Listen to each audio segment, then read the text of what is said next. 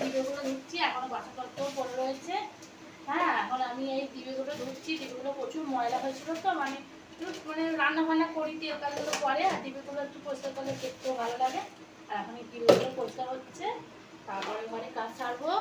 আর ঘর পর মোচা পরিষ্কার হয়ে গেছে সব। আর মানে ডিমগুলো মুছে চান করে নেবো। আর এগুলো কিসের ডিবে বলা তো, এগুলো হচ্ছে আমাদের সেলুনের দেবো।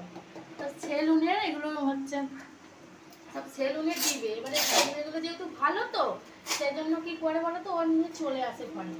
যেগুলো কিছু তো রাখা যাবে বলো, ফেলে দিয়ে কি করবে, এটা ওই জন্য আমাদের বেশিরভাগ সব সেলুনেরই ডিবে আমার ইউজ করে।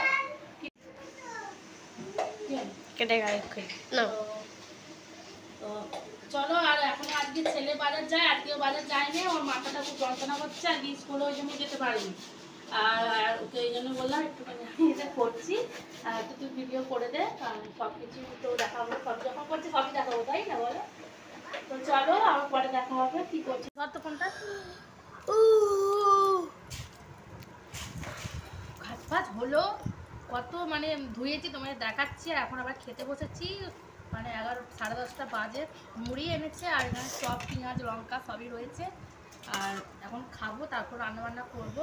আর দেখো কত কি মানে ধুয়েছি, শুধু দেখো, এই দেখো, দেখছো? দেখো এত ডিবে ডাবা ধুয়েছি, থালা বাসন সব ধুয়েছি। এখন আবার খেতে বসেছি, মুড়ি চপ সোনাই মা খাচ্ছে।